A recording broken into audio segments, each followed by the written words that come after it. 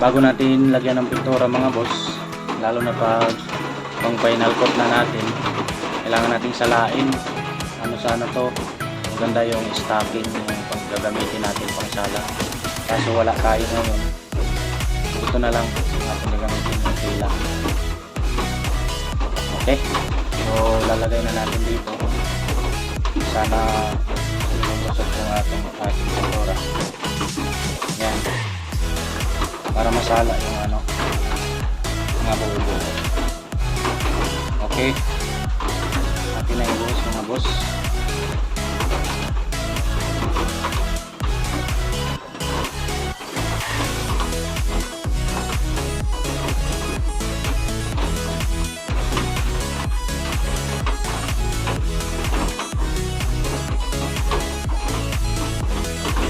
Tandaan lang matagal kasi masyado na siyang pino.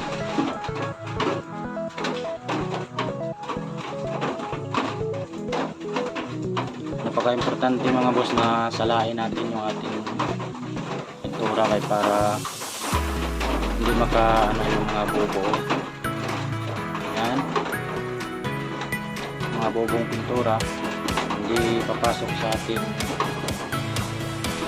origan. Tapos para mas masimot, basa natin ang cleaner.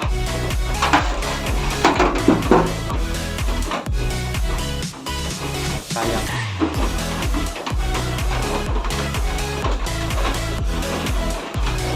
Alright, so ayan, may mga buo-buo tayong nasasala mga boss. Ayan o. Ayan. Bobo yan. Hindi natin yan sinala. Papasok yan dito sa ating speaker. Hindi magkakaproblema yung buka. Papangit.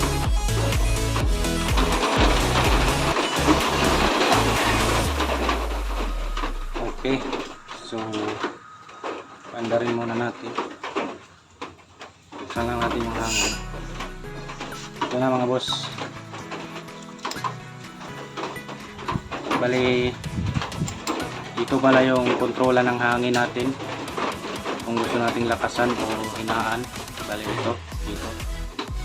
And then ito dito mga boss, yung sa dami ng pintura na kanyang ilalabas.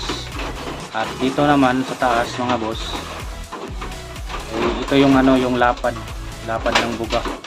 Kasi meron kasi siya ditong makikita nyo mga boss, meron siya ditong adjustan.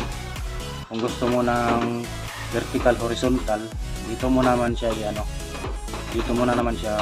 i-adjust. Alright, so try natin i-screw mga boss. Yan. So kagaya nito, malakas ang kanyang hangin, hinaan lang natin.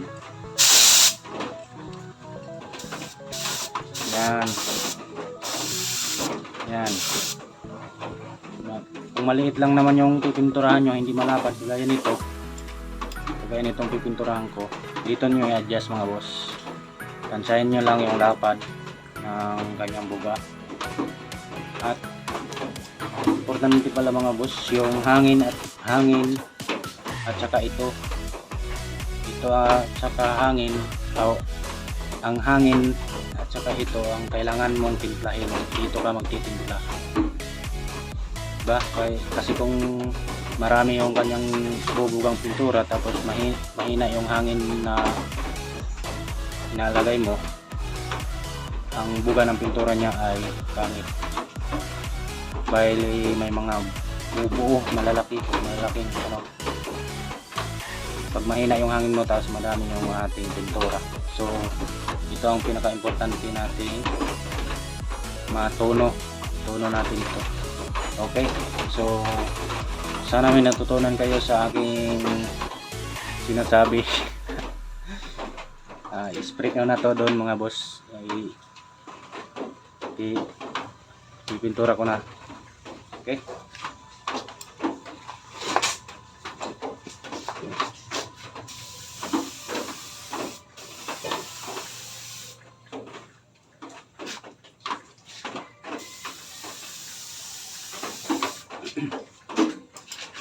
Sa pag-i-screw pala mga boss, wag nyong biglain kagad siyang kumapal.